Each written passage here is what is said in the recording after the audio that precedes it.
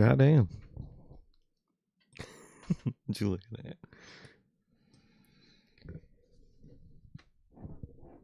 that? Hello, everybody. Welcome back to your Evolution 2025 official post-show review, man. How's everybody doing here tonight on what was, man? Hey, look, I got to give it to him. I thought this show would end up being pretty bad, to be honest, just because of the way they built it. Man, this show over-delivered tonight. I thought what we got tonight, it was a 7-match card, and it was damn fucking good. It was damn good, man. This was great, man. This was great. This was a great show. This was a really good show, man. Literally, up and down the card, there was nothing bad on this show. There was even things that I looked at and were like, you know, this match probably isn't going to be the best. And even those matches were pretty fucking good, man. Yeah. So, honestly, they did a damn good job. They did a damn good job, and I'm proud of both promotions tonight. I think you know, yesterday AEW delivered where they needed to deliver with their big stuff. Yes, the show was dreadfully long, which today I'm glad the show was about 3.5 hours. I like that a lot. I like that a lot. It's a little bit more digestible. Now, again, I get AEW's a bit different with how they look at pay-per-view. But again, things can kind of just feel a little long sometimes. But thing with AEW, man, the thing with AEW, by the time we got to the big stuff, was I tired going into it? Sure, but if things were big enough, I came alive for sure. So, but still, I mean, it was a bit long, man. But this was very digestible, and this was a very fun show, man. Honestly, for me, I would not put this over Elimination Chamber, but this is probably right under it for the best show that they've done, all year. I would definitely say, man, it's easily in the top 3, if not top 2 and 1 for many reasons, dude. It was a phenomenal show. Like we said, build was not great by WWE. They did not do them a favor here. But women, they showed the fuck out, dude, and it was from top to bottom an amazing fucking show. I have like 2 gripes with the whole thing. We'll get to it when we get to it. But other than that, the whole night, I was happy. It was a good night. I enjoyed all the show. Wasn't bored, wasn't tired, wasn't this, wasn't that. It was a great show through and through. And they did fucking amazing with Evolution, man. They really did. Yeah, I thought so, man. I thought so. The big thing that happened here on tonight's show was Naomi. Naomi cashes in her women's Money in the Bank on what was a really good main event. It was a really, really good main event. Naomi cashes in and wins the Women's World Championship. Let's take a second. And huge shout out to Naomi, to Trinity. I'm very happy for her, man. I'm very happy for her. She not only, I was very happy for her when she won Money in the Bank. I'm so happy for her, man. Obviously, we all know what happened 3 years ago with her in WWE and the whole Sasha Banks thing. She ended up coming back, and it was off to a pretty slow start, man. But dude, when she turned heel and started this whole proceed with caution shit, it really turned everything around for her, man. And it just, it's so awesome to see, and it's so awesome to see her, in a spot where, you know, she's interesting, she's doing interesting stuff, and I mean, now she has accolades to prove it, man. So, before we get started on talking about any of that situation creatively, I'm very happy for Trinity. So I don't want any of what I'm about to say to get lost in translation. I'm stoked for her, and I'm very happy for her that she got some hardware now.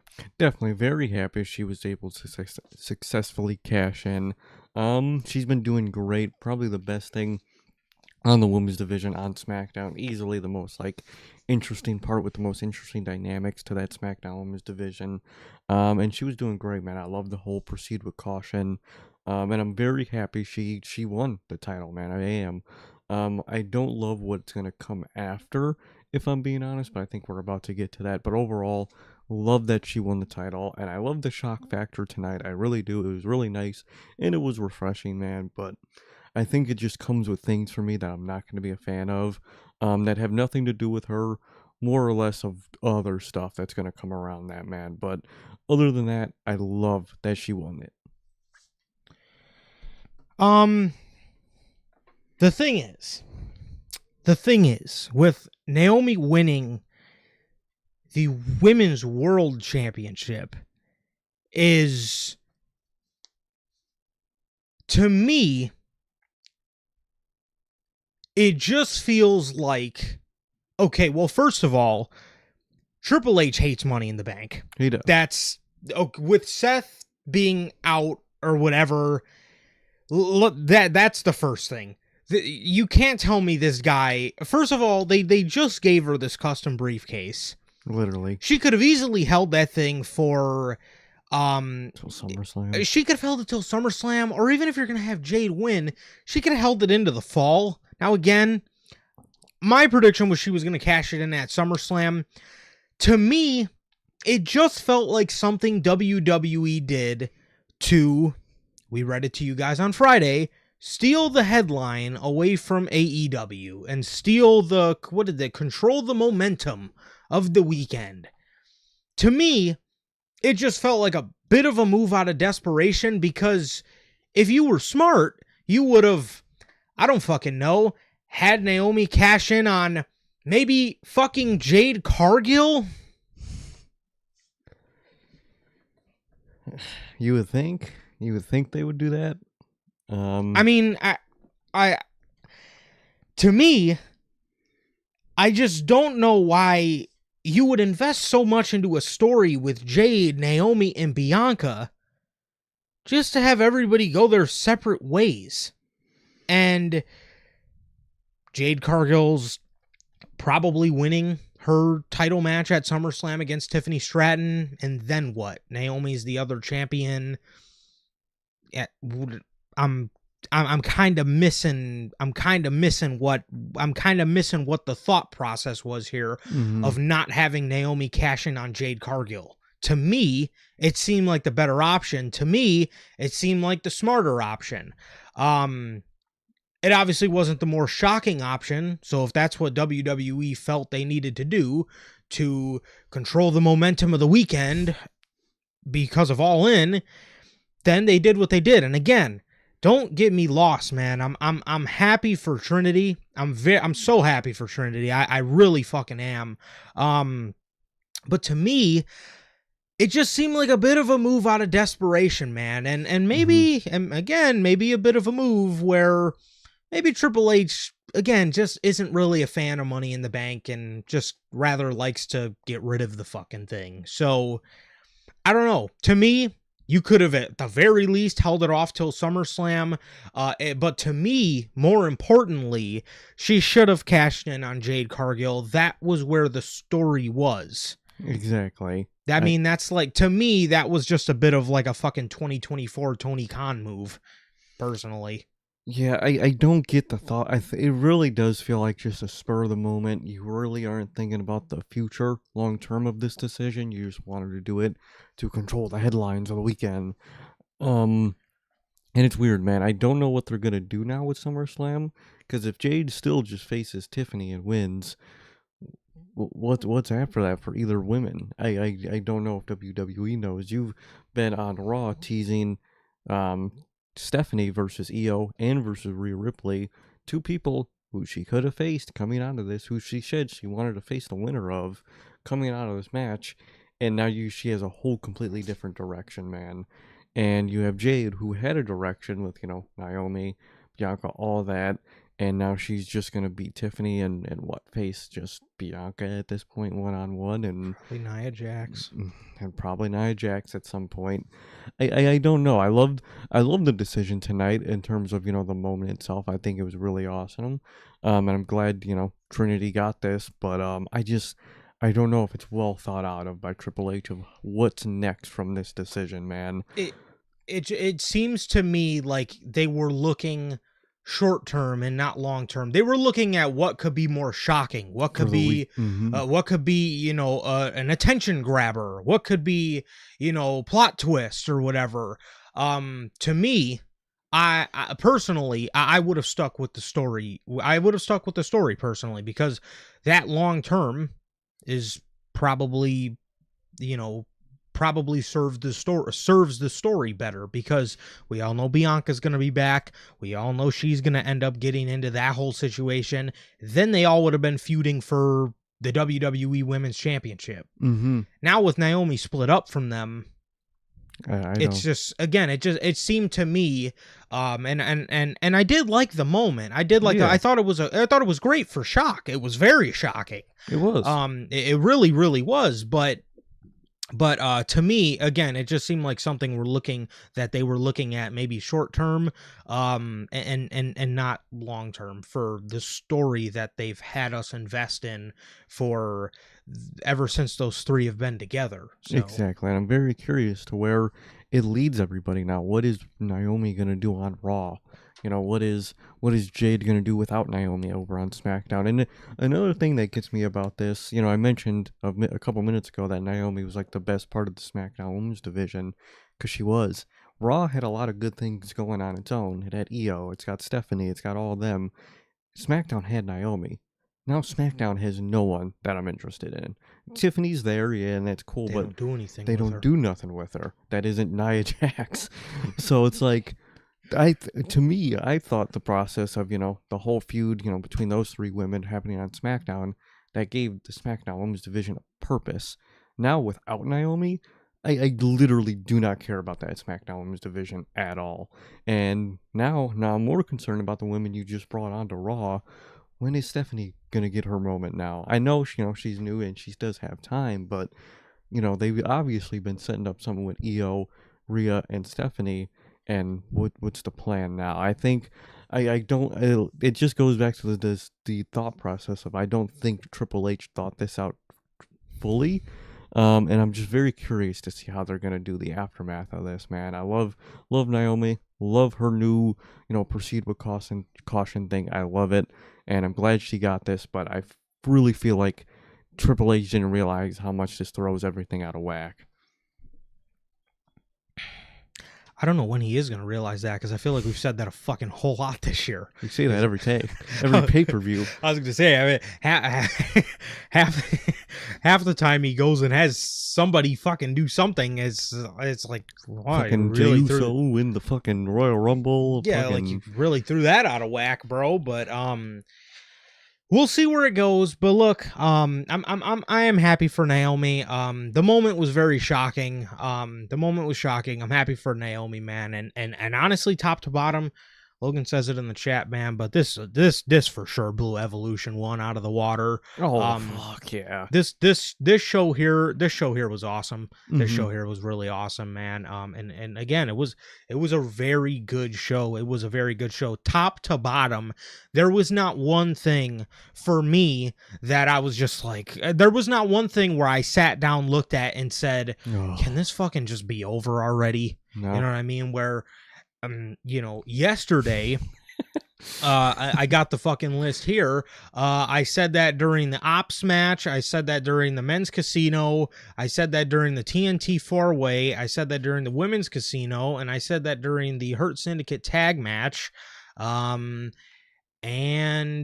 that's a lot. That's a lot of matches to say that. That's a lot of fucking matches to utter that sentiment for. But tonight, man, legitimately, I'm not even trying to glaze the show, but like it actually was a lot of fun. Or every time something came on where I was like, oh, okay, maybe the show's gonna kind of settle down here. It didn't. No. It didn't. I don't, and that goes to all the women that performed. I feel like everybody maybe came out with a chip on their shoulder. It does seem like it. Because they felt set up during the build. They were. So they came out here with a chip on their shoulder, and that probably also goes to Atlanta being hot all night. Oh, Atlanta is a great crowd. They were great for Bad Blood, and they were fucking amazing here, man. For sure. So honestly, man, like I said, I probably wouldn't put this over Elimination Chamber, but this is probably right under it for the best fucking show that WWE has done all year. Truly. Which is very sad because they really built WrestleMania up to be like God mode this year. It was fucking, most of it was a dud. And the only things I really can remember from it were dead center in the middle of the show, the end of night 1 and the beginning of night 2. And of course I do remember Travis Scott, but I remember that for the wrong reasons. Exactly. That plays into why WrestleMania was bad this year. But yeah, I probably wouldn't put this over Mania, but I probably, no, I would put this over Mania. I probably wouldn't put this over Elimination Chamber is what I mean to say. But this is right under it at number 2. As for show of the weekend, look, I know All In was long, and I get that. I was way more invested in that ending than anything else this weekend. Yeah. So there was that, and I was very invested in that tag match. Personally, I would probably say All In, just because my level of investment going into it was more. Also did match certain things that I wanted on that show. So like Swerve and Will Ospreay, I was invested in that. That fucking delivered. Tony and Mercedes shocked the shit out of me, and that was a very good match. That delivered. And then Moxley and Hangman was like that was everything you could ever fucking ask for out of a wrestling main event. So it's really, really close. But that Moxley Hangman moment just really put All In just a tiny bit over the edge for me. Everything on the show was great, but nothing really jumped me out of my seat like it did for Moxley and Hangman and just that ending. Truly, I would say, yeah, I would just give All In just the edge, like you said, with just like the scale of it. Obviously, it's their WrestleMania, and overall, it felt like the WrestleMania for when it, like when you said, when it mattered, when it needed to, it did for the big matches. The little matches on that show were fucking dreadful, but overall, the big matches really felt big, and they delivered, man. So I would give the edge to All In. Yeah. But Evolution was phenomenal, easily their second best pay-per-view of the year. And this is what I want to see out of these double pay-per-view weekends, man. I'm tired of going into these double pay-per-view weekends and we end up getting a shit show from one company and then we end up getting a fucking banger from the other one. I always go back to 2022, but Clash at the Castle and All Out 2022 were fucking, that was one of the best wrestling weekends in a long time. And I'm glad that, for me at least, man, this did serve that kind of same energy, with, like I said, All In being a very good show, and Evolution being a very good show as well, man. So again, this is what I want to see. This is what both companies need to do. This is what both companies need to do. Again, they need to be competitive, and they need to want to go in there and knock it out of the park, and, you know, knock it out of the park when it matters the most. You know what I mean? Yes, if we're talking which show was more digestible, that's a completely different conversation. Yeah. But Evolution was still an amazing show, as was All In. So I did enjoy both of them, man. And yeah, so with that being said, if this is your first time watching and guys do not know how the show works, every Tuesday we are on here at 12 Central with Unscripted, and every Friday at 3 p.m. Central, we're on here with the news. If you guys did miss the past 2 shows we've done over this 3-day stretch here. Friday's episode of News 274, as well as yesterday night's All Out, what am I talking about? All In Texas review. You guys can now watch both of those on all platforms. That is Spotify, Apple Podcasts, and if you want to see it first, join us right here live. Like I said, for the pay-per-views for both WWE and AEW after the show goes off the air, as well as episode 274 of the news, man. So if you guys have not got a chance to get your hands on some of the official NHP merchandise, you guys can now find this live on the merch shop. That is bonfire.com. Link is in the top description of this very video, man, where you can get this beautiful piece of NHP merchandise live on there as we speak, man. So with that, man, if this is your first time watching and you guys do not know who we are here at NHP, I am Johnny, one half of the host of this very show. And as for the other half, we got my man, Sir K here. Sir K, please tell the people what you're smiling about today. Well, smiling, man. It was a very good weekend, man. Very good weekend from Friday to today. Great weekend, man. Great shows. Watched a great movie in there, and it was a real good weekend, man. Real good, funny weekend, man. Watched some good shows, and everything's been good, man. It was a good weekend, and I really enjoyed myself all weekend, man. I'm very excited for the next weekend. What's the next pay-per-view? SummerSlam. Okay, it is SummerSlam. Okay, cool. Very excited for all of that, and we're here, man. So I'm excited for this. Like Toronto always ask, how's life? How's the family? Life's good. Family's good. How is everybody doing in the live chat? How's everyone doing watching the replay? What about you, bro? How are you doing? I'm doing good, man. I'm doing good. Like you said, man, we obviously, Friday, seen Superman, so that was cool. And then Saturday was All In, again, like I just said. I thought the show was good. I was happy with what they did. And then today was Evolution, man. So that was a very good show there. And yeah, so overall for me, the weekend's been great. And yeah, it's been nice, man. It's been nice. So we went to go see Superman Friday, not like Tony Khan, where he just watched Adam Page fucking pull off another one of AEW's greatest moments and then went to a midnight screening of Superman. I don't know why That man's a demon. He really fucking is. He really is. Could you just imagine being in a movie theater after All In? Like, imagine you attend All In and you want to go see Superman and you see fucking Tony Khan at the same movie theater. We're like, man, this dude is still up? Good Lord. Golly. Oh, Tony Khan.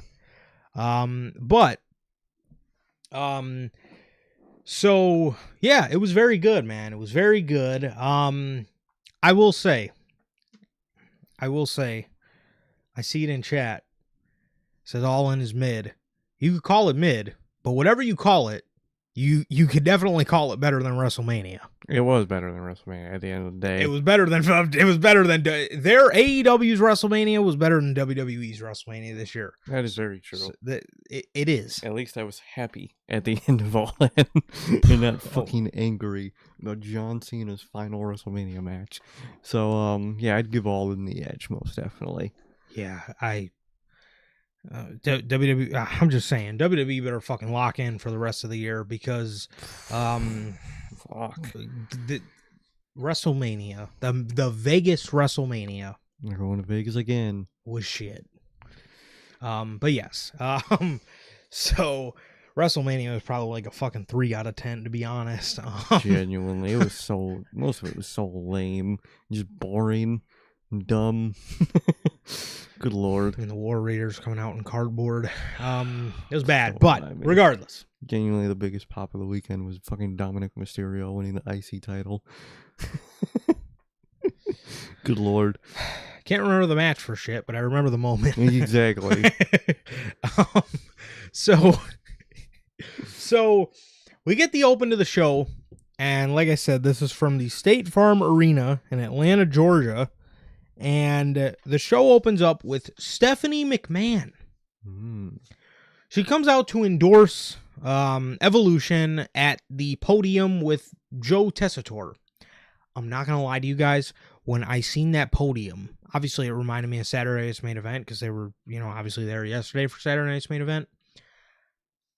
I was a bit scared because it genuinely made me feel like they were about to Saturday Night's Main Event it. I thought they were going to make the show feel like a Saturday Night's Main Event. I don't know why that scared me, but when I just seen that whole little presentation, but as the show started flowing, them shooting over to that podium, it actually gave us a nice little like pause in between matches, or like just a way to like, I guess, calm down, or like just a way to cool off, I guess, after the match type of thing. It did, but I'm telling you, when I seen that damn podium, I was like, oh no. Oh, my instant thought was, oh my god, they are going to rush through these matches. Yeah, because they didn't. Typically on a Saturday Night's Main Event, they shoot over to the podium in the middle of the show. Meanwhile, every match is just the most rushed fucking thing that you could possibly muster up. So she was out there talking about just how historic the first Evolution was and how proud she is of all the women and all this type of stuff. And they started talking about what kind of reaction Bianca Belair is going to get when she comes out, even though they weren't even fucking first. Kind of just yapping, but it is what it is. Yeah, it was endorsement of the show, I guess. But the show opened up with this match. Man. Let's go ahead and move us here. The show opened up with the Intercontinental Championship. It opened up with Bayley, Lyra, and Becky. This was another thing that kind of scared me, because going into this, I wasn't sure how everything else would turn out, but this was the one thing that I was just absolutely pumped for. So when it came on first, I was a bit scared. I can't lie. Oh, most definitely. I was very scared when it came on first. I was like, oh my god, they're getting their best thing off first, and then the rest of the show is just going to be downhill from here. Would you say this was match of the night? It's tough, dude. That main event went crazy. The main event was really good. Tiffany Stratton and Trish Stratus was very fun. Pretty short, but that was, I wouldn't say there was match of the night, but yeah, I would say this match. Yeah, I think in terms of just a straight up, you know what? There's one element that I'll get to in the main event that didn't make it match of the night. We'll get to that when we get to the main event, but I will say this was match of the night then. I would agree with that. Yeah, the main event was fucking amazing. Until a certain point. Yes, things did get a bit odd. But yeah, so I would actually probably say then that this did end up holding up for match of the night. So I would say overall. Yeah. So the match gets started, and immediately Bayley and Lyra look like they're about to gang up on Becky, but then Bayley just clocks Lyra right in the face. So Lyra was out. Becky kind of threw up the little 4 horsewomen to Bayley as they I guess she was trying to befriend her. These two would go on to fight to the outside, where Lyra would do her flying drop kick, where she flies through the second rope, but she was caught by Bayley and Becky and thrown into the announce table, ribs first. As Bayley and Becky would fight a little bit more, Bayley would hit a baseball slide drop kick, where she kind of like slid in the ring, or like through the ring post or whatever. Kick Bayley. She would turn around to a dive off the ring apron from Lyra Valkyria. And then as soon as Lyra would get up, Becky would throw her into the stairs, walk over to Bayley, hit a Bexploder on Bayley on the barricade, where Bayley was kind of holding her knee. So that seemed, I was a bit scared there, but I think everything ended up being okay. So Lyra, when Lyra got back up, it was her and Becky for a little bit. Lyra would end up hitting a bridge suplex on Becky, where Bayley would swoop in as Lyra was bridged and give her an elbow drop, which was which looked very good. Looked very good. We then get Lyra climbing the top rope. She would then be met by Bailey, who put her in a tree of woe, and then Bailey would be sunset flip power bombed by Becky into Lyra as she was hanging there. Bailey would then run up and do her move where she jumps off like the bottom rope as somebody's in the tree of woe and hit her with the elbow drop. Then she would officially fall down from the tree of woe position. Bailey and Becky, it would then be Bailey and Becky for a little bit longer, and Bailey would attempt to hit the rose plant on Bex, and Lyra would come in with her flying leg drop, the peripatia, on Bailey right before she could hit the move. A little bit further in the match, Becky would hit a DDT and an inverted DDT at the same time to Bailey and Lyra for a close near fall on Lyra. She would then hit a manhandle slam on Lyra. Bailey would break up the cover. We then get Bailey and Becky for a little bit longer with Lyra on the outside where Bailey would hit a Bailey to belly on Becky for a Lyra Valkyria breakup. So she broke that pin up.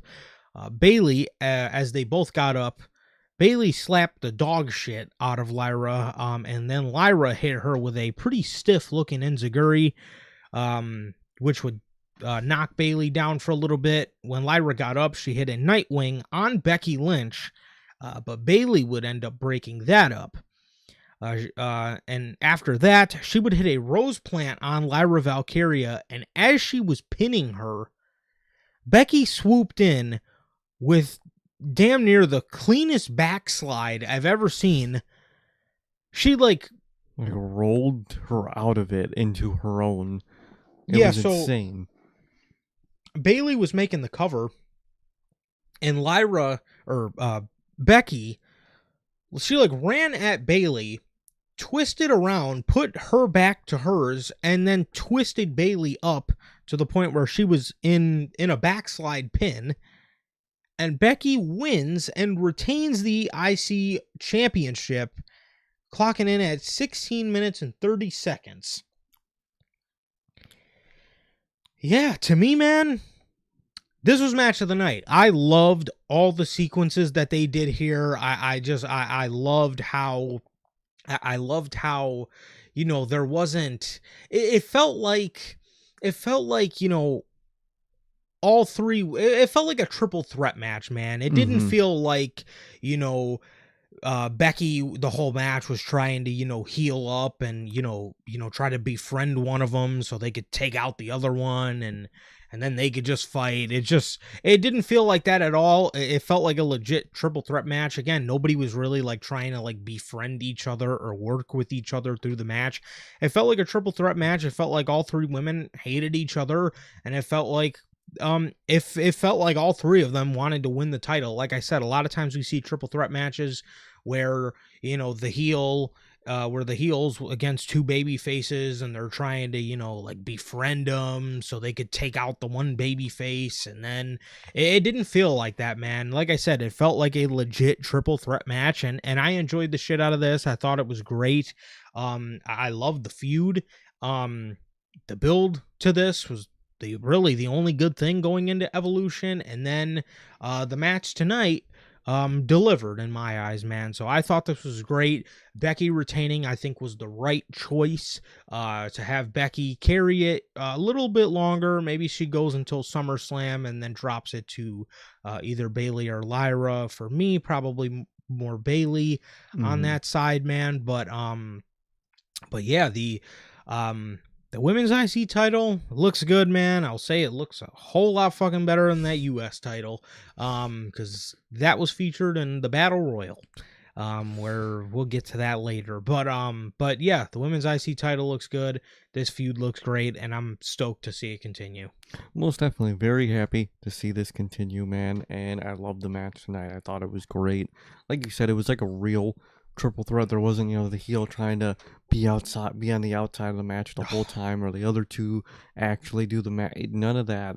It was just three people that didn't like each other, that each, when they could, took the opportunity to try to beat one of the other. It was great. It was everything triple threat should be, and I loved it, man. I thought it was a great match. I think it did very well in what it tried to do. Best built into the show, and I think it was just the most successful match tonight, man. I loved it. It was phenomenal, and it was a really just great fucking match, man. It was, man. It was. Now that you bring that up, man, I'm so glad we never really got Becky. One thing I used to hate that Vince McMahon would do in his era is they would do triple threat matches, but in the beginning of the match, if it was a heel against two baby faces, the heel would get out of the ring as soon as the match started, and the fucking two dumb baby faces, instead of going after him, they would just start fighting each other. They were like, oh, well, we have to fight now. It's like what? What are you doing, bro? Fucking go after the man. Yeah. I don't.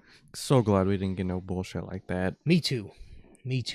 So, yeah, it was great. Like like we were talking about, man. To me, this was probably match of the night. I enjoyed this a whole lot, and great stuff, great feud.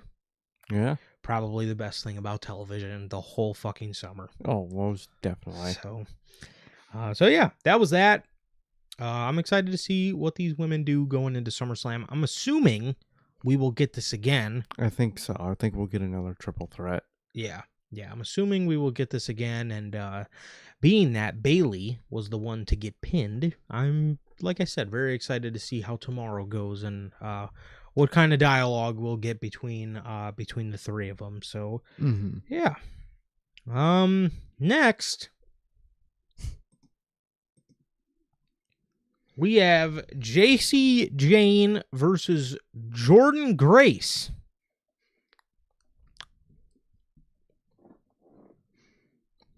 This match shocked me.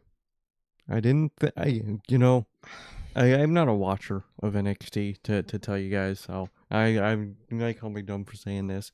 I had no idea how Jacy Jayne wrestled. If I'm being honest, I expected the most sloppiest shop in the world, man, and that's not what we got at all. I didn't say that. I'm not gonna say the match was amazing, but it was good. It was really good, and I did not expect it to be that good, man. Very shocked with how good Jacy Jayne is in the ring, because I was expecting a whole different fucking thing, and it shocked me with how good she is, man. So, because I just don't watch NXT. For sure. Yeah, same here, man. I didn't really know that she could actually wrestle. I'm not gonna lie. I totally. I was sort of expecting the same thing. I didn't. I remember everybody used to complain about like Toxic Attraction, but I guess JC got better and Gigi got worse. I don't know. I remember Gigi Dolan used to be pretty sloppy in the ring, but but I guess that's not the case for Jacy Jayne, man. But yeah, she could actually wrestle, hold her own. Again, like Sir K said, I'm not gonna say she was like full going crazy tonight. Yeah, I'm not gonna say she was like full like Kenny Omega and Kota Ibushi like God mode, but she can actually go, man. She can actually go. So she faced Jordynne Grace here, and Jordynne was accompanied to the ring by Blake. Blake Christian? Blake Griffin? No. No. Who was it? Blake Monroe. Oh, there it goes. Not Blake Griffin. So the match starts off, and pretty early into the match, we get a suicide dive by Jordynne Grace. Jordan would get back in the ring. Jacy would regain offense by hanging Jordan up on the top rope and hitting Jordan on the throat. where Wade Barrett decided to tell us that Jordan Grace's throat is taking maximum damage. All right, Wade. Hey, Wade, they were commentary, man. Was on something tonight, man. They were very funny tonight. They were hilariously just saying the most random dumb shit the whole night. So, we would actually end up getting a lot of JC Jane offense in this match. There was. She would go to hit Jordan Grace with a spin kick. Jordan would grab the spin kick, wrap her leg around her neck, and put her in a suplex. So that was actually pretty cool. That was pretty cool, man. I definitely didn't expect the suplex to be the counter out of all that, but it looked pretty damn cool. Mm-hmm. Fatal influence, or sorry, as Wade Barrett kept calling them, fatal attraction. Over and over. Fatal attraction. Fatal attraction.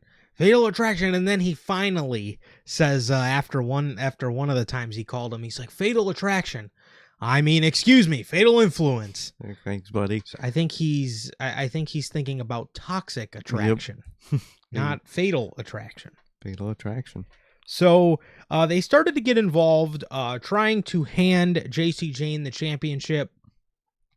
That is, what is her name? Jasmine Nix and Fallon Henley. There you go. Like I said, they're trying to hand JC the championship, but Mariah May, Blake Monroe, goes over there and she headbutts. Should be Fallon Henley. Fallon Henley. Mm-hmm. JC grabs the championship, goes to just blatantly hit Jordan Grace with the title right in front of the referee, and the title ends up getting thrown kind of on the edge of the ring, right by where Jasmine Nix was standing. So Jasmine grabs the championship, and she doesn't know what to do with it, but before she could get another thought out of her head, Blake Monroe runs up and attacks her, grabbing the championship. And she stares at the championship. She doesn't know what to do with it. As Jordan Grace is in the ring, she goes to send JC Jane into the ropes. JC counters and sends Jordan into the ropes, where Mariah May hits Jordan Grace in the back with the NXT Women's Championship, and JC would hit her finisher. I cannot remember for the life of me what it's called. I think it was like a discus lariat or something. I can't remember. Tell you what the name of it they said it too, but it was like it came and went, and I forgot to write it down. I think it was like a discus lariat, but she immediately hit her finisher on Jordan Grace and retained the championship. This, the match was good. The match was good. I enjoyed it. I thought it was fun. And this shocked me because what I thought was going to happen was Jordan would win the title. Mariah would celebrate, quote unquote, with her. Yep, and then turn on her, and whenever the next pay-per-view is, I don't know if it's going to be, are they doing a show? Should be Heatwave. SummerSlam weekend? Is that what it is? Heatwave? No, Heatwave is oh, that's Forbidden Door weekend. So I'm assuming that's their next one. Because I don't think they usually do one SummerSlam weekend? I know they used to, but now that it's 2 nights, probably not. Yeah, probably not. I don't think they would want to do like a Thursday one, like how that's what they do for Mania, right? Or no, they do it like Saturday morning. Yeah. I don't think they'll want to do that one, so I think Heatwave is their next one. Yeah, so I thought, like I said, I thought Jordan would win this and then Mariah would turn on her. You know, setting the whole thing up for her to take the championship so then Jordan Grace can come up after that. But that's not what they're going to do, man. That's not what they're going to do. They're going to have them feud. Look, man, I don't know what Jordan was thinking, bro. She must have not seen the Hollywood ending. She must have not seen what Mariah May and Tony, or what Mariah May did to Tony Storm. So literally. I don't know why she would befriend her in the first place. But I guess she really believed she was her friend, man, and unfortunately, she found out the same way Tony Storm did. Do not Exactly. be friends with Mariah May. No, it's very simple, very thing that you could have easily been avoided. But the match was good, man, and it led up to a really good ending. I will say, Michael Cole kind of botched the commentary for the moment. He tried to play it up as like an accident when it obviously was not an accident.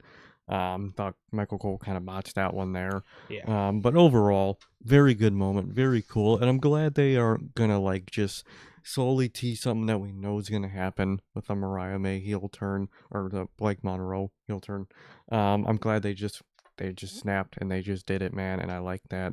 And I'm very interested to see where it leads, man, because Monroe did just pin JC yesterday at NXT Great American Bash, man.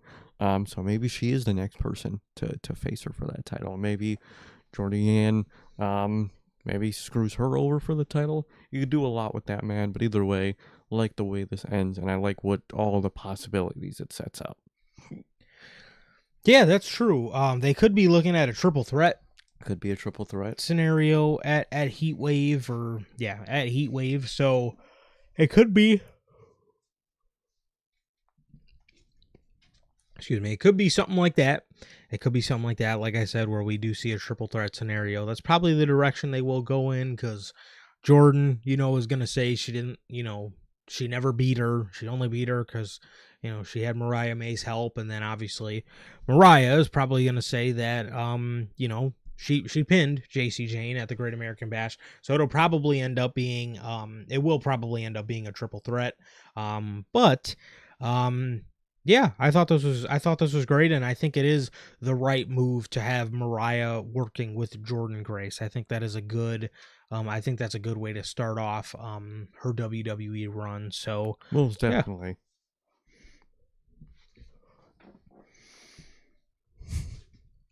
It was a nice showcase of NXT here. We did not see the NXT Women's North American Championship defended on the show, but we did get the NXT Women's North American Champion. Mm-hmm. She was in this match. The Women's Tag Team 4-Way match, which you can clearly see how awful WWE has edited the championships onto Roxanne and Raquel in the picture below. So WWE. That's just great. If it's not Solo's render, it's what is that? Dude, Solos is so bad. That title is just edited just ginormously on him. Makes no fucking sense. So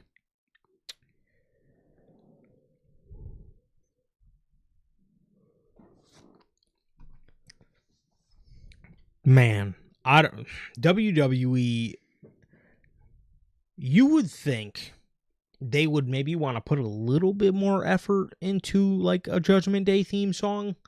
Oh, dude. Oh my God. That song is so ass, And bro. if their song wasn't bad enough, after the match, then Raquel's song comes on, and it's even worse. It's like, what are you doing here? Why do they come out to that god-awful music, dude? Why didn't you just keep the other side?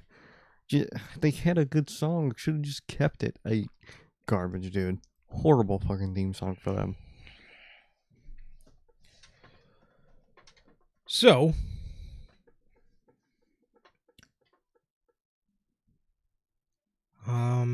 this match starts, and Kairi Sane immediately goes right after Roxanne Perez because they blamed Kairi Sane for what happened to Liv Morgan. They blamed her for the injury. This match was pretty. I mean, it was fun, man. I mean, like I said, there was a lot of just random tags and just people getting in the ring with each other, different people getting in the ring with each other or whatever. Sol Ruka hit a soul snatcher on Charlotte Flair, and let me tell you, I don't think I ever seen Charlotte sell like that. She folded to that goddamn move. That looked great. Charlotte, never seen her sell that good, and she sold the shit out of that fucking soul snatcher. She did.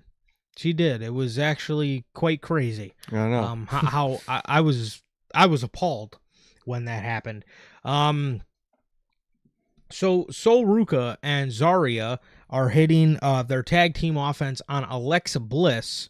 And they get to this move where Sol grabs Alexa's arms and, basically does it's like a Xavier Woods eat defeat finisher. But it's but instead of doing it to their face, she almost does it like to her back. Mm-hmm. Right? She grabs both of her arms, puts her and falls backwards with her feet up to her back. So after she does that, Zarya is supposed to spear her. So Sol hits her backbreaker move, gets up, and then Charlotte Flair grabs Alexa Bliss out of harm's way, and Zarya decks Sol Ruka with a spear. After this, Raquel Rodriguez, or as commentary was calling her throughout the match, Big Mammy Cool. Big Mammy Cool. Okay. She is not Kevin Nash, bro. She is not the female Kevin Nash. She is not. Please. Do you see Kevin Nash was like telling her that like she has to work differently in the ring for her to work, for her like character to work? Like, bro. Plus, me, you don't want to be him. Do you hear his knees? You do not want to be Kevin Nash. I don't think Big Mommy Cool is somebody that got riptided off the fucking top rope and folded less than a month ago.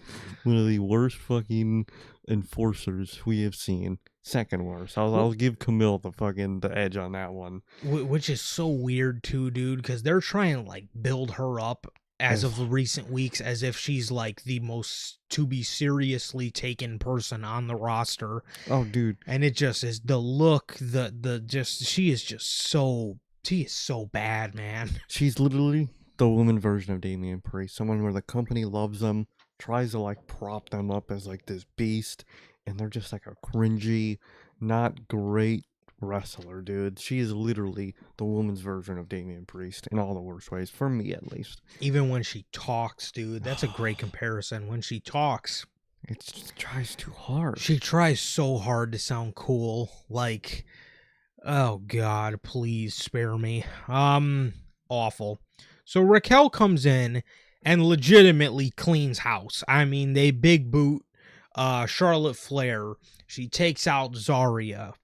Roxanne hits a pop rocks on Asuka. She takes Alexa Bliss, power bombs her, or she hit a pop rocks on Charlotte. I mean, not Zarya.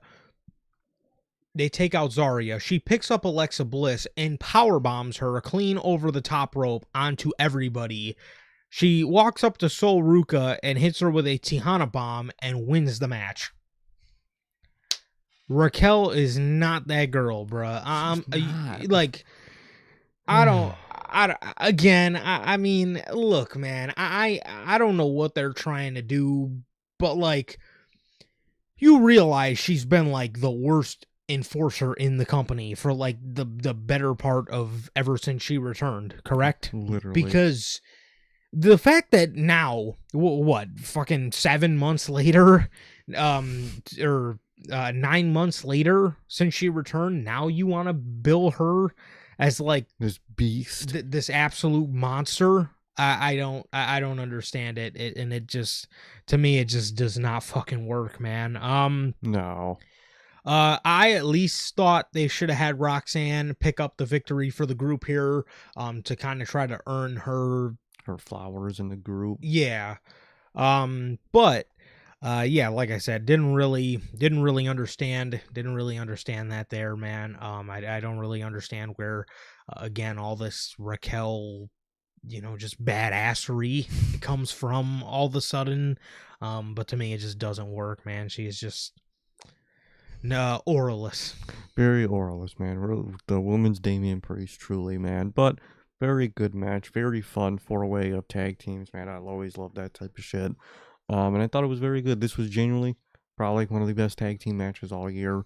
I'd say we had the best one yesterday with Swerve, Ospreay, Bucks, and for WWE this is unironically probably their best tag team match all year. And that's not a great thing to say, man. But it was a good match. I liked it. I expected Judgment Day to retain overall, so I'm not very shocked or angry by that. And like what they did, and I'm very glad we got to see Sol Ruka on the main roster, getting that little spotlight before she comes up, man, and thought it was very good. For sure. So, yeah, that was that. The Judgment Day retain as Raquel continues her reign of dominance amongst the division.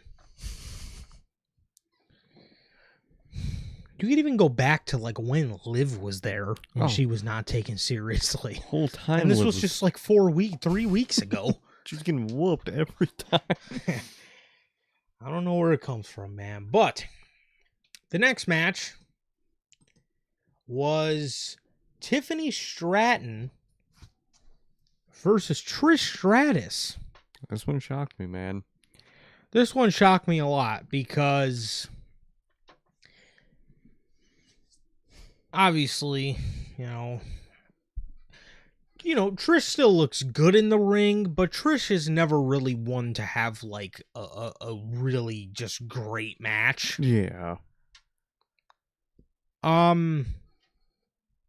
This was great. This was fucking great. Well, that is in today's day and age of in recent memory what we've seen of Trish has not really been all that flattering. No, they haven't been doing a very good job at all with Trish.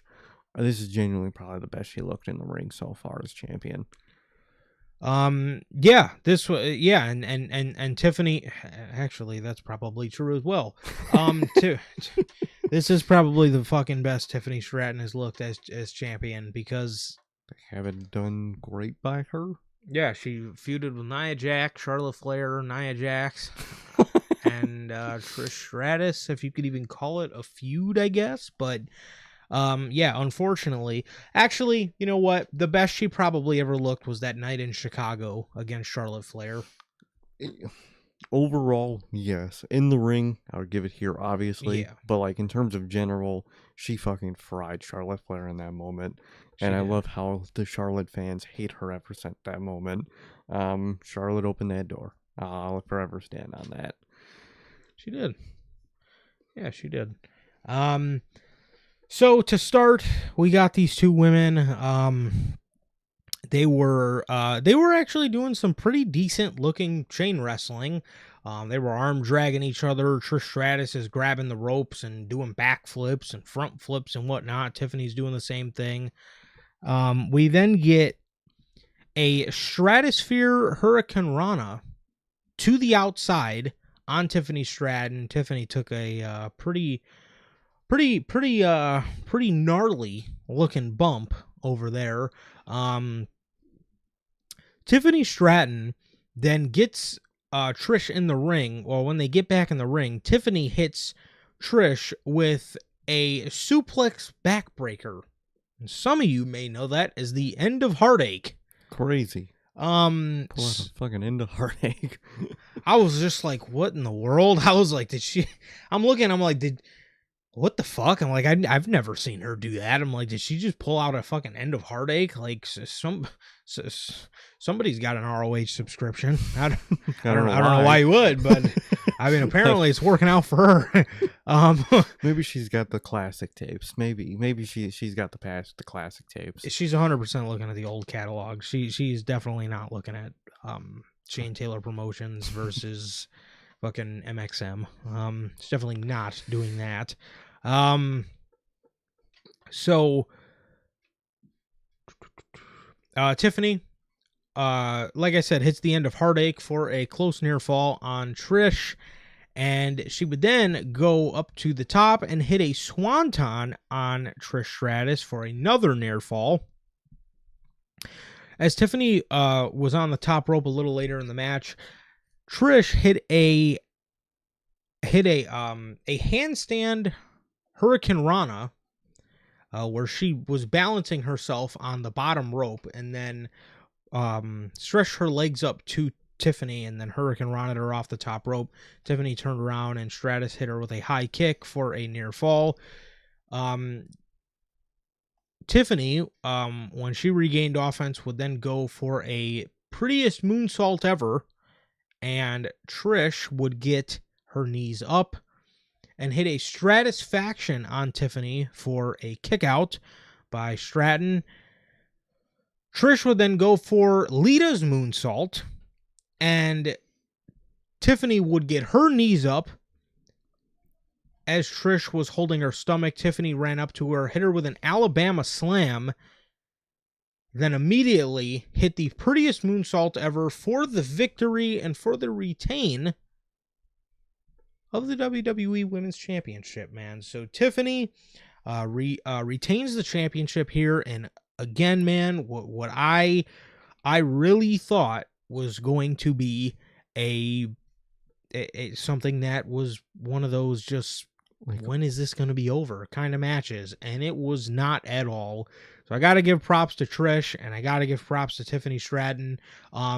These are the kind of matches I wanted to see from Tiffany's whole entire reign. But regardless, this was great, man. I enjoyed this match a lot. Definitely enjoyed this match a lot. Thought it did very well. I was expecting a very very slow match, man. And that's not what we got. We got a very well-paced, good match here, and I'm very happy for that. Trish looked great, in her age of, more on the near retired side. So she looked very good. And Tiffany looked great, man. That's the best in ring she's looked since being a champion, man. Very glad she got the showcase, man. I really hope they fucking pick up with her before Jade just destroys her at SummerSlam. But I really hope they could just make her look as good as possible up until SummerSlam, man. But very well enjoyed this. Thought it did great. Thought Tiffany looked great, and this is what we should have gotten the whole time instead of 2 fucking Nia Jax feuds and Charlotte Flair. 2 Nia Jax feuds. Her reign is probably done in 3 weeks to fucking Jade Cargill, and she feuded with Nia Jax, Charlotte Flair, Nia Jax, and Trish Stratus. What did she? You're gonna have to repeat a reign with her in like a year or two, man, because this is like the women's version of that first Gunther reign, dude. You gotta repeat it. You gotta do it again. You gotta right your wrongs here, man. Yeah, they absolutely should, man. They absolutely should. They did her pretty dirty this time around, if I'm being honest. And yeah, so afterwards, Tiffany left the ring rather quickly, and Trish Stratus got a standing ovation where Michael Cole said, at this point in Trish's career, you have to wonder, how close are we to the end? Oh, thanks. So thanks, buddy. So I don't know if that was a little Easter egg into the plan, or I don't know if that's a little Easter egg into, when Trish is maybe Trish is starting to toss around the idea of retiring soon. So so I don't know, man, but we will have to keep an eye on that. Exactly, man. So maybe it's at Evolution 3. Maybe. Do you think they'll do one next year? I think overall tonight, the reception tonight was very successful. I think they'll run it back next year, and I kind of hope they do. From the reaction I'm seeing online, I think it's very well received. Especially everyone's saying like this is some of the best things they did all year with WWE, and I would definitely agree with that. So I would say I think you could run it back next year. I think you can for sure. So with that, before we get onto the triple main event, as some would say, before we get onto that, man, we do have an official word from our sponsor here at NHP, man. W Energy. W is an energy drink loaded with vitamins and nootropics formulated to improve focus, without getting the jitters. W is a clean formula that is sugar-free, zero-calorie, free from fillers and artificial colorings with 150 milligrams of caffeine per serving. You can get your W products today with the link below and code NHP at checkout to save yourselves 10% on your next W purchase. Truly, always got to shout out W, whether workout, whatever you may need the energy for. Maybe you want to move like Tony Khan, man. Maybe you want to have the energy to stay up for a 6-hour pay-per-view and then go watch Superman right after. If you want to have that Tony Khan level of energy without the Tony Khan level jitters, try W. You won't have the jitters, and it'll taste good at the same time, and you'll be awake for whatever you need to be awake for. There you have it. So, as always, thank you to the great people over at W. As always, man, the official sponsor of what we do here at Notorious Heels. So, with all of that, next up, we got this match. Jade Cargill versus Naomi in a no-holds-barred match with special guest referee Bianca Belair. Very cool. Yeah, this match was very fun, man. This match was very fun. It was over. I mean, it was a very good no holds barred match, man. I think they they obviously gave off the vibe they hated each other, and they gave off the and they gave off using all the weapons on each other. We've seen some creative spots with some weapons here, or some creative spots in general. And overall, man, I thought they did a good job, and I thought they delivered. The end, they snapped right through a Slim Jim table. So, I'm so glad they don't say that line. I'm very shocked they don't say that line, but I'm very glad they don't say that fucking line, because boy, that would just kill any moment of a table spot, man. But very great match. I love any type of extreme, violent quote unquote type of match, man. Love this one. I thought it was really fucking good.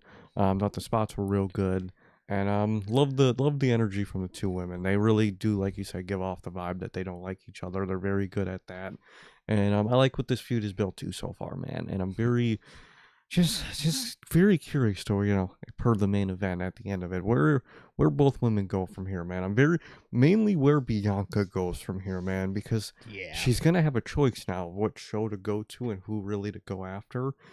And maybe there's a chance Jade doesn't win at SummerSlam. Maybe someone screws her over in that moment, man. I don't know what's really next for Bianca, but I feel like it's pointing more towards Jade than anything, and I think that's very interesting.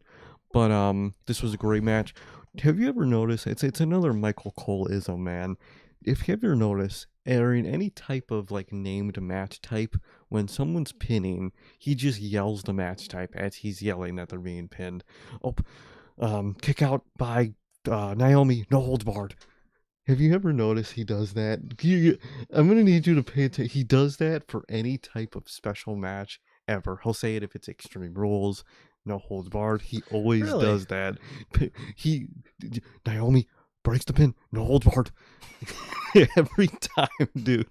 But a great match from these women, man. I'm very curious to see what's next. Absolutely. I never noticed that. I'm gonna have to start listening to that. I really noticed it during this match. You know what?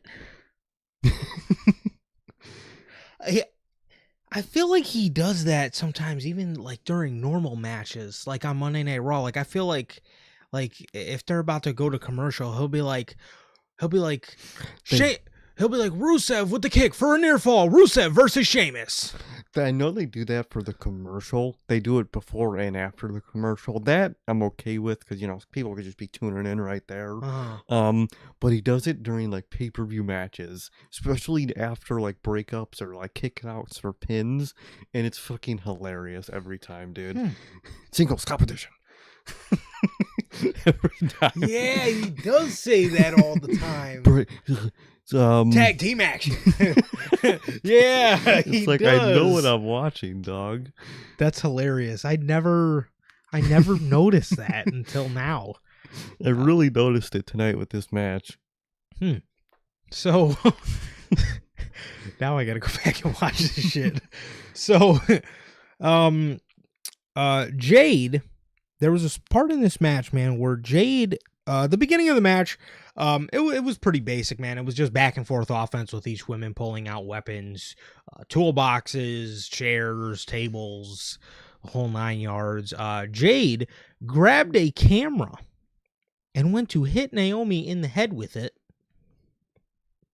which she did successfully. She then threw the camera on the outside where Wade Barrett was laughing at TKO because they had to pay for another $100,000 camera. I think that $100,000 about to come out of your check, man. Michael Cole literally said, "Yeah, they're gonna have to cut your salary now." They ain't opposed to it, so be careful with that wording. They wanted to cut R-Truth's salary, man. He was there too long, so you know. You can't. That joke don't work with TKO, man. They serious with that. Yeah, I was gonna say, I don't know. You might want to tread lightly on what you're joking about there, Mr. Barrett. But Naomi then gets a trash can put over her head by Cargill and gets hit with a pump kick. These two would battle on the outside, and Naomi would get Jade Cargill up against the announce table and kick her, shotgun drop kick her while she was sitting on the ground into a TV, the TV that's on the announce table. She would kick her into that TV, and there was like sparks and like smoke that came up flying from out of there. So obviously, I thought that was a really creative. I thought that was a really creative way to do that. I thought that was a cool way to do that, and just maybe add a little bit more, I guess, of just a violent nature to this match. That, you know, she kicked her into the fucking TV so hard that the TV wiring exploded. So I thought that was a nice touch. Very well. I much like that spot, man. Comparing it to the spot they always do, when they, the electronic apron, when someone throws somebody into it and then 5 seconds later they get the little fuzz on the screen. I hate that spot. That was like a good version of that, where she gets thrown into the electronic screen goes out and there's actual like real sparks and smoke. Loved it. I love the production of that one, man. Yeah. So she gets Jade in the ring, and by this point in the match, Bianca she's just so distraught. She's so just torn between, what these two women are doing to each other. She's asking Jade if she could still go, and she's telling her, like, we can stop now, like, we can fix this now. Jade doesn't want to hear any of it. She gets in the ring, and Naomi starts jamming Jade Cargill's eye into the table leg. Oof.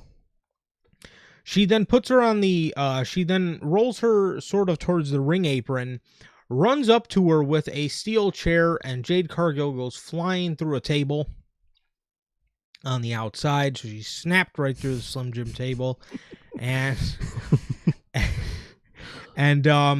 she gets Jade inside of the ring for another near fall. She then sets up a table inside of the ring, puts Jade Cargill on it, and goes and puts a chair on top of Jade. And as Naomi is on the top rope, she has her back to Jade. Jade gets off of the table, has the chair in her hand, hits Naomi with it, and then hits Naomi with a jaded off the top rope. So that looked great, man. That looked absolutely great. So she hits her with a jaded off the top rope, and Bianca Belair counts the 1, 2, 3 as Jade Cargill picks up the victory against Naomi. So again, I said to myself, this is obviously what was going to happen, because Naomi's going to cash in on Jade, and all the times that Jade Cargill has mopped the floor with Naomi, it's, none of it will matter, because Naomi has all the power, and she is able to cash in her briefcase and steal Jade Cargill's championship away from her. Not anymore. No. That's why I said they really looked at the short term and not the long term here. Exactly, man. They really did. Well, at the end of the day, Jade won. Jade won everything. She just So beat after Naomi. so after all, Jade Cargill never had to proceed with caution No, because Naomi wasn't gonna do shit to her. literally, and yeah, I think it's that part really hinders that part of the story, man. And I really hope they have their shot to repair parts of it with Bianca. Um, if I was booking SummerSlam, I'd have Bianca screw over Jade in her match, and Jade loses that match, man. Um, some variation of that, man, but you had your obvious great way out with Naomi cashing in right on Jade, right as either she was about to win it, right after she won it, and I think you missed out on that one, man. But other than that, very good match between these two women. Love Bianca's involvement. I thought that was a great touch, making her the special guest referee, Mm-hmm. and love what they did here tonight, man. And I'm very curious to see how Jade does on SmackDown without Naomi. I'm very curious to see how that goes. I'm very curious to see that fucking division without Naomi. Dude, like I said, bro, she was the one holding that division down, man, and now without her, we really have to wait for this fucking draft. We dude. have to proceed with caution with watching SmackDown on Friday. Say, fuck, SmackDown is a whole lot of fuckery, man, and it just got a little bit worse. So fucking good luck on Friday nights, man. That would have just been great heel ammo. Like Naomi's Naomi's been telling her for months. You know what I mean? Proceed with caution. She's been telling it to her for months, and then she goes and cashes in on fucking Io. I don't get it, dude. I don't.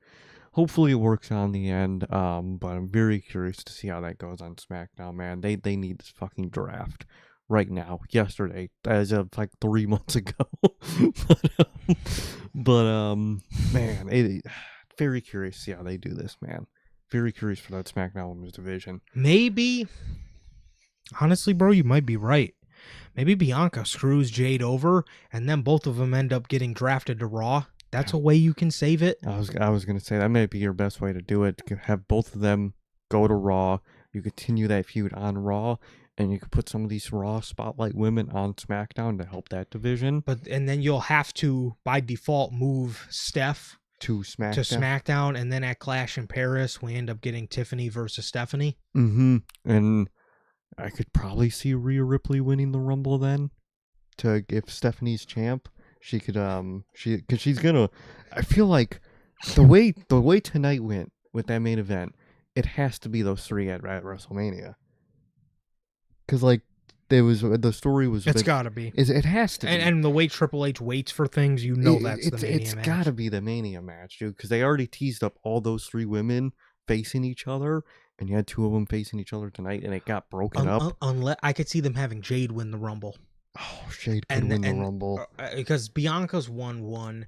I could see Jade winning the Rumble, and then obviously Bianca gets in the match because, you know, I know a lot of people, hey, could you win the Rumble? But it does make sense in the right situation. And then Rhea wins the Chamber. I would say Rhea could probably win the Chamber then. That's probably, even though that means you're setting up two women's triple threats for WrestleMania for both world titles, and I don't know, man. I was setting up just Rhea versus Stephanie. But there's that whole story of, you know, Rhea not being able to beat Io, and at the end of the day, she didn't do it tonight. She still didn't accomplish her mission tonight. So maybe Io comes in after that, and maybe that's Rhea's first post feud. Post Mania is Io. I'm very curious to see how they're gonna repair all this, because I think tonight got really thrown out of whack with their build for these respective women's divisions, man. That's why you don't make spur of the moment decisions that, you know, recklessly. But you know, LA Knight is too much of a risk, man, but we'll do this. Yeah, what the fuck? And the craziest part, dude, about the whole LA Knight thing, this man was planned to lose. He was planned to get He literally destroyed. won off of an injury. He was supposed to just fucking lose, bro. What the fuck? Speaking of LA Knight, they announced Punk LA Knight, I'll save the best name for last. You know who I'm talking about. Punk, LA Knight, Braun Breaker, Penta, and Jey Uso. Because you know him and Gunther. They're 1-1, baby. They're 1-1. Jay got one win on them, so they're 1-1. You might have beat my ass 5 times, man, but I beat your ass once, bro. So we even. 1-1. They are in a gauntlet match tomorrow, and I'm sure from the 5 names I listed, you can point out which one sticks out like a sore fucking thumb as to who's gonna win that. But it ain't fucking LA Knight, unfortunately. It should be. That would be a good shock. You want a good shock in that shit? You have LA Knight winning it. He's not, so don't get your hopes up. It's going to be CM Punk. We're getting CM Punk versus Gunther at SummerSlam. We 1000% are, especially with Rollins being out. You obviously, that takes away any discussion of a Punk and Rollins match. Yeah. I don't even know what the fuck you do with that group other than just have Braun Breaker be the top dog, and then by the time Seth comes back, you have a... It's interesting to see how long Seth is going to be out, though, because you can keep Money in the Bank on him. You can. And he can come back and still have the briefcase, but if he's going to be out a while, does Seth have to forfeit? Give it? Does he forfeit it, or maybe he gives it to Braun? Exactly. Maybe he leaves it in the hands of Heyman, and we don't know whose name was put in that contract. That could be a cool way to do it. But, if he could return in time to successfully cash in, that could be an insane return moment. That's a great return moment. A return cash in can be very, very great fucking moment, dude. So it's very curious. It all depends on how long he'll be out for, man. What the last time he did, which was the same injury by the same move, how long was he out for? It was like 7 months or something. Well, the injury in 2024, he was out from January until Mania, but he was starting to get physical around.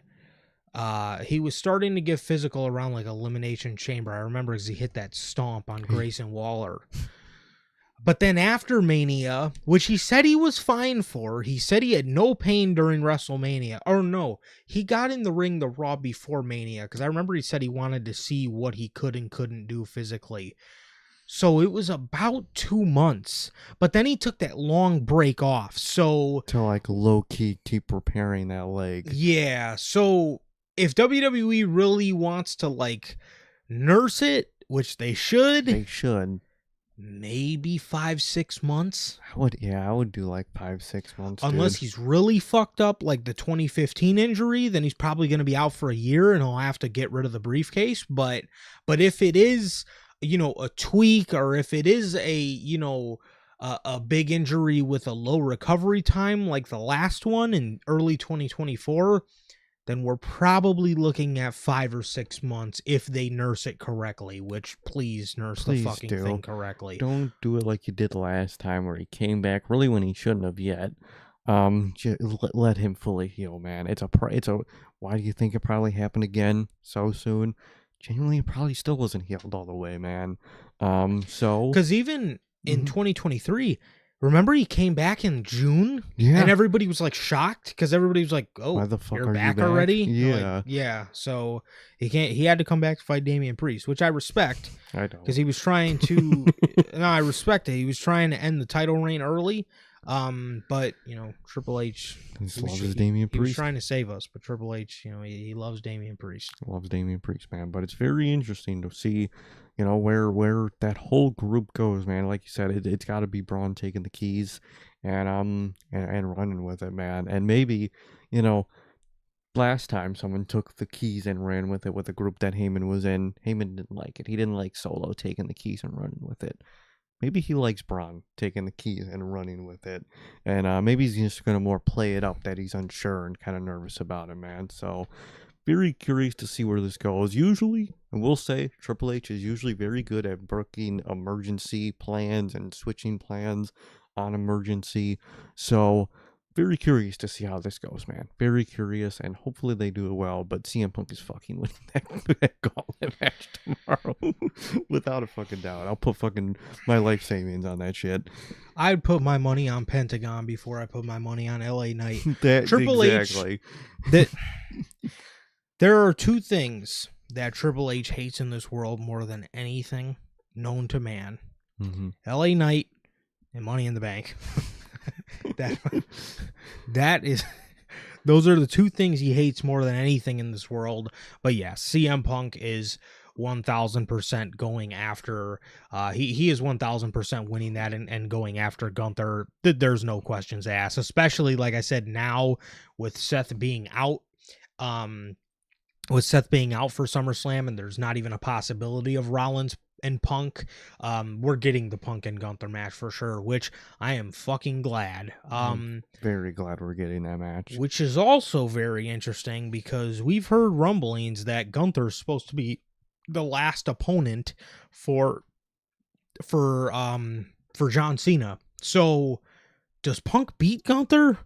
And does Gunther move over to SmackDown? Could be, dude. Could be. Or the reverse could happen. Cody could beat Seth, and John Cena could go technically, even though he's kind of anywhere, he could go to technically to Raw at that point. Either one of those two are losing their title at SummerSlam, and the losers leaving that group, that show. So it's very interesting to see what's going to happen at SummerSlam, man. Very interesting. Or CM Punk and John Cena are champions at the same time, and they face each other at fucking Crown Jewel, if they're still doing that. I hope not. Because last time they mentioned, Cody being like the Crown Jewel champion, they said like the one and only Crown Jewel champion, or they said like the only Crown. So they said it in a way to make me feel like they're not doing it again this year, but you never know with Triple H. I was going to say, they also kind of made us think they weren't doing King of the Ring this year. And they just fucking announced it. Yeah, and then they just randomly announced it. So, who knows? Hopefully not. Hopefully not, man, because, yeah, those suck. Those do. I hate... That's such a... This year, if it's Punk and Cena, okay, I'll take it. But in any other scenario, it's dumb as hell, man.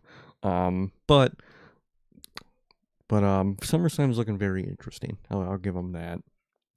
It definitely is. It definitely is. So I will say that's one thing I do like. I like when WWE does put us in predicaments going into SummerSlam where there's like 10,000 different ways you can take a story, and it makes for good discussion, and it just leaves people guessing, and I like that, going into a show, not coming out of it. So I'd say it's Triple H. Will probably be more bored and confused coming out of fucking SummerSlam than anything. 100%. He'll pick them up. Literally, both Gunther and then Cena are just going to win, and we're just going to be back at square one post SummerSlam. So who knows? That is also yep. We're going to be back right where we fucking started. But I will say, man, I definitely like it more than the Vince McMahon way, where you fucking knew a year in advance. Oh, Roman's getting Brock next year at fucking WrestleMania, and he's going to hit one F5 on everybody all year, and then we're going to get to Mania, and Roman's going to kick out of the F5 just to fucking ultimately lose in the end.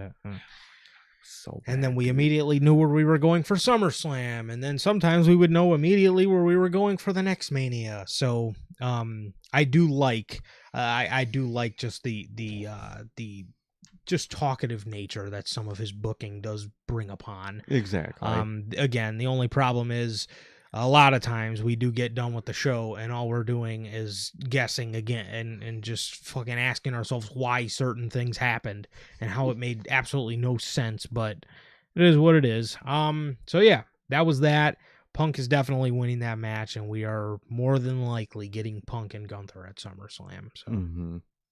So the next one was the Evolution Battle Royal, with the winner going on to Clash in Paris for a shot at the women's champion. What'd they say of their brand? No, they didn't say of the brand. All literally the only information we got before this match Oh, a title match. is that it's a title match, and a certain person who won the match said that they wanted to face the winner of the main event tonight, but no guarantees technically of like who they have to face. Gotcha. Well, I can read you guys who was in the match. Which do some people have to watch these pay-per-views with fucking commercials? Because it got to a point where like two entrances happened, a fadeaway happened. We watched a bunch of entrances, a fade in happened, and then we watched like the last two entrances. So what did some people see during most of those entrances? Which they gave every single person an entrance. They did. It was very interesting, for sure. Cause like Michael Cole's sitting there and he's like, entrances continue, and then it cut out, and then it just cut back on. Like, who are you fading away for? Like, what? I don't get it. Oh, you know what? It's probably the people that don't have Peacock Premium. Oh, I forgot. I always forget Peacock has like a ad version. Yeah, it's probably them. That makes sense, actually. Yeah, because like while we watch all the little like videos, they just people watch commercials. Maybelline New York ads. So, all the people in the Battle Royal were Stephanie Vaquer, Nia Jax, Lash Legend, Nikki Bella, Chelsea Green, Piper Niven, Lola Vice, Alba Fire, Zelina Vega, Michin, B-Fab, Julia, the U.S. champion, Tatum Paxley, Izzy Dame, Ivy Nile, Natalia, Maxine Dupree, Candice LeRae, Jada Parker, and Kalani Jordan. A lot of the NXT women got a lot of pops. They did. They were getting popped and they were getting showcased pretty well. Except Tatum Paxley, who was literally out first. When did she join the culling? To my NXT heads out there, because the last time I checked up on NXT, Izzy Dame was the only one in the culling. I think she's less of with the culling and more just kind of just with Izzy Dame. I think so. Like, cause who got released in NXT that she was like on screen friends with? Gigi Dolan and Shotzi. Yeah, she was in that group, and like I guess she kind of just became like best friends or obsessed with Izzy. I guess I think that was like what happened. She is in the group. Oh well, there you go. I'm fucking wrong. That's why I don't watch NXT. I just see random Twitter shit. But I guess she's with the calling. Aura personified is the calling. Good old calling. Can you call Triple H? Well, Nia Jax immediately eliminates Izzy Dame and Tatum Paxley from the match. This year at the Royal Rumble, Nia Jax dumped out like 7 people at once. What is their obsession with having Nia Jax be like the women's Royal Rumble god? I don't get it. I don't get it. So Izzy Dame and Tatum Paxley were tossed out by Nia Jax as soon as the match started. We would then get quick releases for Ivy Nile, or quick. Do you want to talk about releases? Be careful now. Quick. We would get shocked. Yeah, quick eliminations, not releases for Ivy Nile. Kalani Jordan would do a Kofi Kingston like spot where she was thrown over the top on the outside onto Izzy Dame and Tatum Paxley. They would carry her to the announce table where she would hit a handstand from the announce table. She would hit a handstand from the announce table and walk on her hands all the way back to the ring where she was able to pull herself back in. Natalia ended up trying to do Maxine's like reverse worm. That looked horrible. And she was dead ass just sitting there humping the secret Hervis. she like did the worm, and then when she did the splash on top of them, she just kept worming. Natalia was dumped out, and this made vaccine. Stephanie Vaccine, bro. This made Maxine very upset to the point where she started tweaking out, bro. She was like fucking twitching her face and shit. She was fucking going crazy. She's sitting there. I can't even remember who she's looking at. And this motherfucker, Sir K, just goes, "Oh, what the fuck?" Because like, what the fuck are you doing? Because I'm like looking at Maxine, and she's just doing like the angry John Cena when Zack Ryder got driven away in the ambulance. He's just sitting there. He's like, and Maxine was doing that. She was aura farming her ass off, and then she gets dumped out. Afterwards, we get some offense from Candice Michelle. Michael Cole was on one tonight. Candice Michelle. And then he's like laughing off, like, "Oh man, I did that before she was mad at me. It's Candice LeRae." Then he does it again. Dude, he says it like 4 or 5 times. Wade finally calls him out, and he legitimately was like, "Oh man, she's gonna kill me. I told her I wouldn't call her Candice Michelle anymore." Now more than 2 seconds later, he goes, "Oh my god, Candice Michelle eliminated." Thanks, motherfucker. Dog. What did you just said you were going to stop calling her Candice Michelle, bro. So Candice Michelle was eliminated. Stephanie Vaquer went to do a devil's kiss on Nikki Bella, and it got interrupted. And let me just say, Wade Barrett did not shut the fuck up and be a fan. Wade Barrett. Am I German? I keep pronouncing all my W's as V's. So Wade Barrett was very upset by this, man. He was very, very, very upset by this. He was like, he what did he say? He was like, "Boo!" He did the most just loud boo.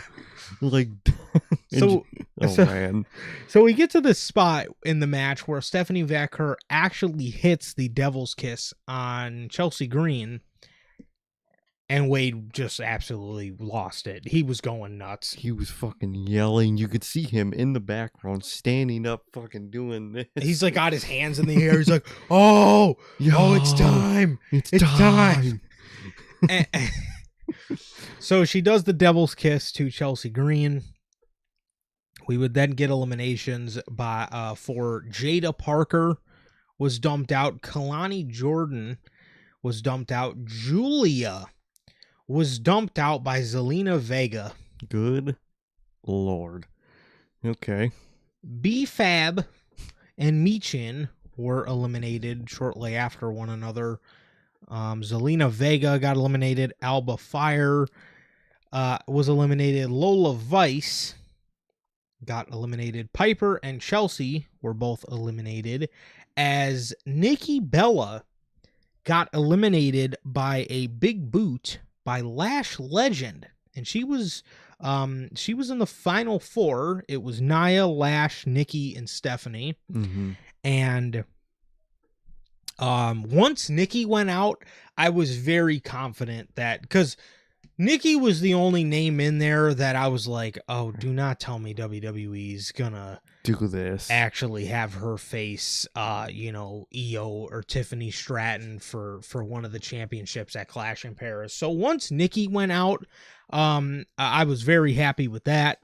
And Stephanie Vaquer and Lash Legend both eliminated Nia Jax, and then Lash and Stephanie battled on the apron for a little bit. Stephanie hit a devil's kiss to Lash on the apron, and dumped her over the edge onto the outside, man. So Stephanie Vaquer won the match. Lash Legend has improved a lot, man. I must say she's done a great job from the first time that we've seen her. She was very bad at first, and she's came a long way, and she's developed a lot. And she looked good. And not to mention, I remember I told you guys the NXT women got great reactions. She was one of them. She got a pretty huge ovation by the Atlanta crowd. She did, man. A lot of those NXT women got great reactions. Lash, Jada, Lola, they all got great fucking reactions, man. And they all were able to show out for the most part in the matches. I'm very glad for, man. Definitely. That is all the NXT women not named Tatum Paxley or Izzy Dame. Yeah, they got destroyed. I don't know like what the beef is, man, but they got destroyed. But all the other NXT women they made look great. Definitely. Stephanie McMahon is in the ring with Stephanie Vaquer. Stephanie has the mic. She thanks the fans, and she promises to keep working hard so they will never forget the name Stephanie Vaquer. Oh yeah, man. She also had a real cool line of, English isn't her first language. Wrestling is hard to sell. That was very fire. So, good match. Pick the right winner, man. And I'm now I was very sure what we were gonna get at Clash in Paris. Now I'm very curious, man. So we'll see, man. But love Stephanie Vaquer. Glad she won the match, and excited for the future. Absolutely. So yeah, in a match, again, for people not named Izzy Dame and Ivy Nile, where everybody got a decent little, everybody got a decent little showing, man. So This brings us all the way to the main event. Io Sky versus Rhea Ripley. The way this match was going, it was damn near designed for Io to win. Oh yeah, it was. I got that vibe the whole match. I'm sorry. Wait, Rhea. Yes, this was designed for Rhea to win. Io, he was whooping her for most of this match. Even Sir Kate called it out, like, "Damn, Io's whooping her ass," and it is very true. Io was owning her for most of the match, dude. We were even late in the match, and commentary was playing up to how scary that must have been for Rhea Ripley, because Io is countering her moves and fucking like taunting and just completely eating her offense. So, and like throughout that whole match, like Rhea was very, very frustrated and like nervous and really frustrated, and they were really playing it up. They were really playing it up hardcore, like, which, like Io owns Rhea, so the whole time I'm like, oh, Rhea's gonna win this title back, isn't she? I actually kind of got the vibe that Io was gonna win most of that match, mainly because of Rhea's frustrations. I really thought they were gonna do it where like Rhea just couldn't do it here, and she's gonna like really need to lock in the future. I thought even though she was whooping her ass, that Io was still gonna win in the end. Gotcha. Yeah, for me it was the other way around. I thought, especially with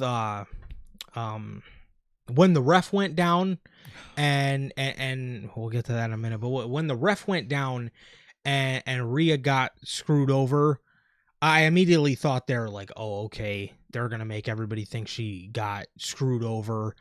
Io's going to get a little bit more offense when the ref does come back, but then it'll be a near fall, and then we'll like get a little bit more Rhea offense, and Rhea was going to win. But especially because they were playing up how much Rhea, is owned by Io, and just how much Io was like taunting her, and like I said, just eating her offense. I was just like, oh man, especially like in the beginning of the match, and then towards the middle of the match, where we were a decent way, we were maybe like 15-20 minutes into it, and again, Io still taunting her and doing her thing, and like I said, just not really fatigued by most of Rhea's offense.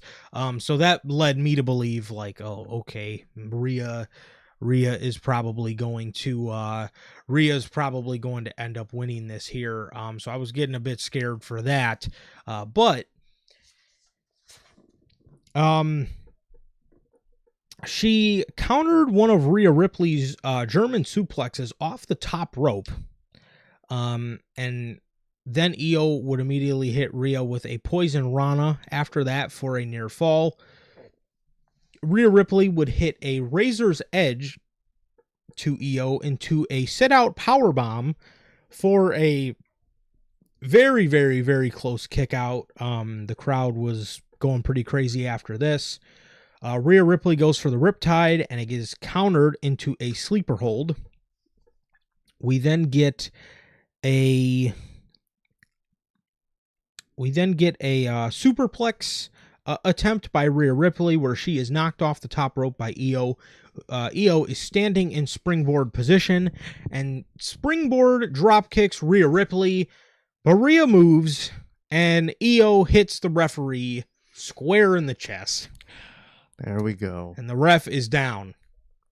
Triple H just can't help himself, man. He needs a ref bump every pay-per-view main event, no matter what it is. And that was the main deflector for me, was this segment of the match that's about to come up. It makes sense for, the cash-in that they did. It does, but man, it was such a great match. And then they kind of, to an extent, derailed the match's momentum by just doing this little offshoot into what they did after this moment. Yeah, it to me is like, I'm just sick of it. It's like, dude, this match of all matches, I'm sorry, you could have just done some really close near falls here, because you have story there of like, you have some story to just do some nice near falls, like have, Rhea pull out another Riptide and have Io kick out, because then you could play up like Io has her number, like Rhea's never been able to beat her, like, Io pretty much has her down pat. And you could have had Rhea kick out of some of Io's stuff because she's Rhea fucking Ripley. And she's so determined to finally beat Io that she's going to pull out whatever she can to try to beat her. And, they did the cash in. They were playing it up as the women's were getting exhausted during this match. Play that up even more. I really don't think the ref bump into what happened next was necessary at all. I think it was a big momentum killer for this match. It was. Again, it was a very unnecessary ref bump, and I really did not understand what the point of this one specifically was. The ref is down, and Rhea Ripley hits a Riptide, even though she just seen the ref go down, and pins Io, and there's no ref. So she hits a Razor's Edge onto Io. Io rolls onto the outside and gets big booted into the crowd. These two fight over by some production crates as Rhea goes to, it looked like she was trying to hit some sort of Riptide off of the production crate, but Io powers out of it, kicks Rhea to the floor, and does a cross body off of like 3 production crates high, which was pretty high at that point. High. It had to have been like 12 feet in the air. Mm-hmm. Wasn't the what the fuck did Wade Barrett say? Like 27 feet. 27 feet. He said that. he said it was like either like 23 or 27 feet. I'm like, all right, bro. She didn't jump off a fucking 2-story building, but she did jump very high. So she cross bodies her off of these crates, which obviously got a big reaction. They fought in the crowd a little bit more before coming back to the ringside area. As they got back to the ringside area, Io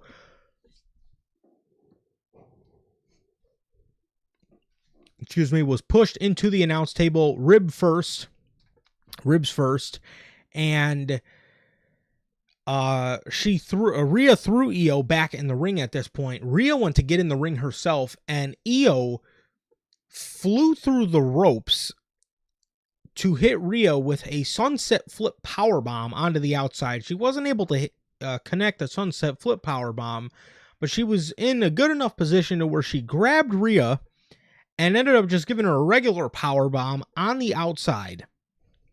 She pulled her back in the ring and hit her with a over the moonsault, and the referee finally, like 12 minutes later, decided to come back in the ring. So she comes back in the ring and it counts to 2 for a close near fall. Io would get on the top for another over the moonsault, and Rhea Ripley would roll out of harm's way. She rolled out of harm's way, and she would be on the top rope, or she would climb up to where Io was on the top rope, and she would kind of hit Io off of it. She smiled like she had a plan. She was trying to go for the riptide off the top rope, but Io grabbed her quickly enough to hit her with a Spanish fly off the top. Both women were down. And then we hear Naomi's music as Naomi comes bolting down with the briefcase, hands it to the timekeeper, and they announce that, or hands it to the ref, and then the ref hands it to the timekeeper. They announced that Naomi is cashing in her Money in the Bank briefcase. Now I'm thinking, oh, okay, is Jade gonna come and screw her over? And then the bell rang, and I was like, oh no. I thought Jade was just gonna completely screw her out of a briefcase right then and there. That's what I was scared of. Mm-hmm. I was like, oh man. I'm like, dude, Jade. Oh, I was so scared. Jade's gonna cost her the fucking briefcase, isn't she? Mm-hmm. She smacked Io with it. She got Rhea out of there and hit her springboard moonsault on Io Sky for the win. And Naomi, who turned this match into a triple threat match, won it and walked away with the Women's World Championship. Look, man, again, I thought the match was great. I really did think it was great, man. Minus, like I said, the whole fighting in the crowd part and the ref going down. I just felt that especially was just so unnecessary. Yeah. In this sort of thing. You can at least say for some of the bloodline stuff that at least they had some faction interference they could have did. This was literally just them just fucking around off into the crowd, just fucking off. So to me, again, it was just very unnecessary. Again, if you're going to do a ref bump, somebody needs to come out. Somebody needs help people. Yeah, there's got to be some sort of help going down, something. And there was not. So to me, again, that was just a little lame. But regardless, the match was great. I enjoyed it a lot. I liked the match, man. And Io, it does, again, it definitely does kind of throw everything out of whack. I thought we were headed towards Io versus Stephanie for the Women's World Championship at Clash in Paris. Now I don't know what the fuck we're gonna do.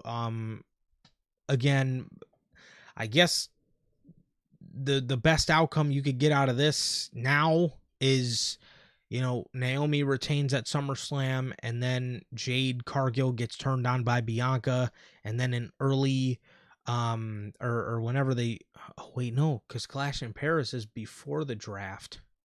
It is before the draft. Because the draft is mid-September. So, are we gonna get Naomi and Vaquer? Just straight up her beating her? Very curious, dude.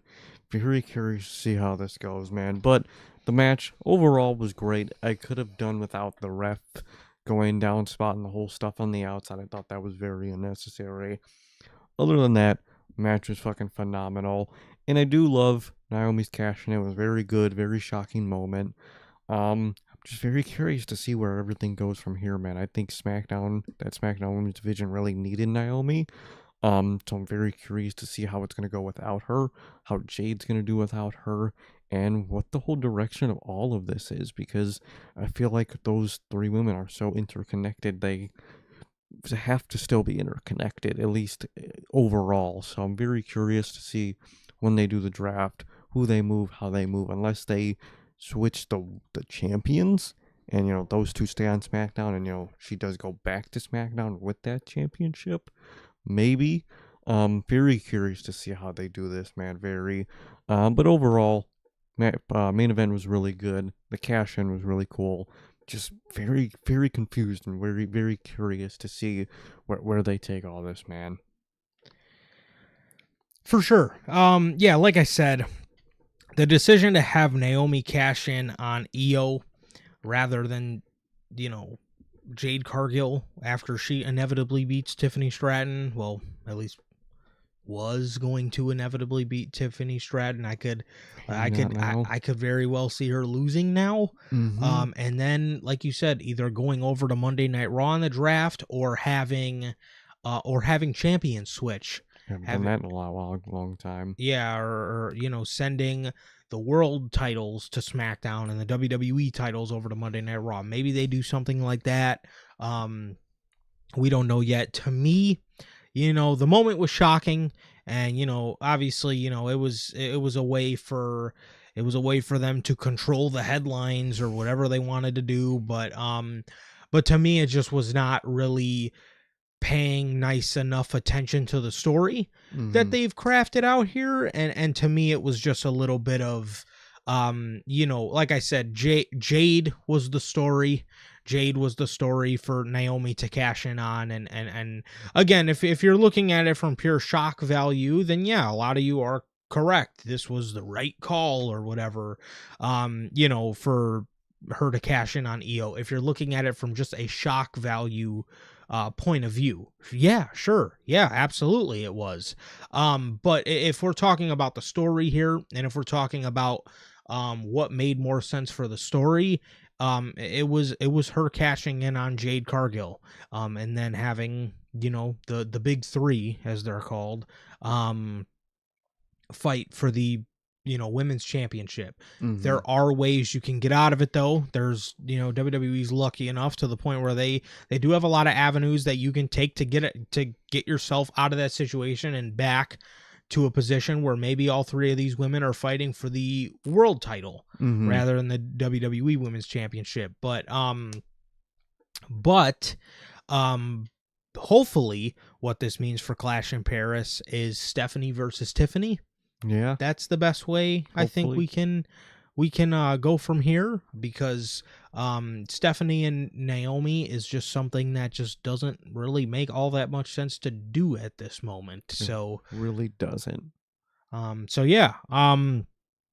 But yeah, like I said, I just really, it was a great moment, and it was very shocking. I just wish they would have paid a little bit more attention to the bigger picture here, and went with the story of her cashing in on Jade. I just think that, being that Jade mopped the floor with her for, ever since Elimination Chamber, she's mopped the floor with Naomi. So was that 5 months? She's done nothing but mop the floor with her. So to me, man, it just made more sense to do that and have Naomi get her lick back when it mattered the most. So super happy for Naomi. Again, wish WWE just would have looked bigger picture rather than what was more shocking in the moment. So exactly. So yeah, man. But yeah, that was everything. Like I said, other than the whole ref bump spot, I thought this was great. And yeah, that's pretty much everything, man. That's pretty much everything. So when it was all said and done, man, Evolution ended up being a great show. Like I said, I actually would not be opposed to WWE running this back next year with how great this show turned out, man. This was a lot better than the first one. Oh yeah, The first, I did not like the first one. the first one did have Ronda Rousey and Nikki Bella in the main event. That was more of a fucking publicity stunt than it was a show to showcase all the women. Exactly. So, so yeah, man. But that was that. Very, very good show to cap off a very good weekend of a lot of great moments across both companies, man. I love the show. And I'm very, very, very happy that WWE ended up doing this and blowing all my expectations out of the water here. Exactly. They really did. They did very well tonight. The lead in to Evolution was really, really lackluster, but the women showed out. It was a great show. It was a great weekend, man. The tribalists are comparing the shows already and saying, oh, WWE did control the headlines and this and that, and I enjoyed both shows, and I'm glad that both companies got a good showcase this weekend. I'm glad we're going out of both companies overall happy this weekend, and that's a good thing, man. I want both companies to be good and succeed. I'm happy for Hangman. I'm happy for the women here, man, and I'm happy we got a good ass weekend of wrestling. Exactly, man. We could, you guys should be appreciative, man. We could be sitting here with the Bucks still as EVPs, Mercedes Moné as the women's champion, and John fucking Moxley still as the world champion. So shut up and be happy. Please just be fucking happy, man. Holy hell, man. Mercedes could quite literally own the women's division in AEW right now. Literally. But they actually fucking made the right call. I know. Shocking, man. But and again, John Moxley is not the world champion anymore. That is like the greatest thing ever could have come out of this weekend, man. I woke up today and it felt like a fucking brand new world. It really did, man. It really did. But a great weekend from both companies. Glad they both look good. God, I cannot speak. They both did good this weekend. Very happy with what we got for everybody. Absolutely. So, yeah, that was that.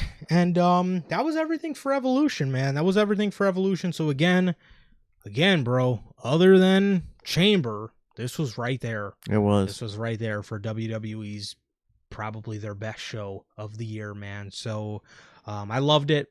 I would, like I said, I would love if they did it again next year. And I'm just happy it worked out the way it did, man. So, yeah, with that, that is going to do it for the end of our 3A extravaganza. The next time we will be on here for one of these is SummerSlam. 2 nights, so you guys will get us for another 3 days. And yeah, so that is that's everything. That's pretty much everything here today for your Evolution 2025 post-show review. And with that, it has been always a pleasure for my Johnny. And I, Sir K. That is going to do it. Thank you to everybody who joined us in the live chat. Thank you guys. As always, thank you guys, man. We love you guys. Please like, comment, and subscribe. And we'll see you all Tuesday at noon Central for NHP Unscripted. Peace.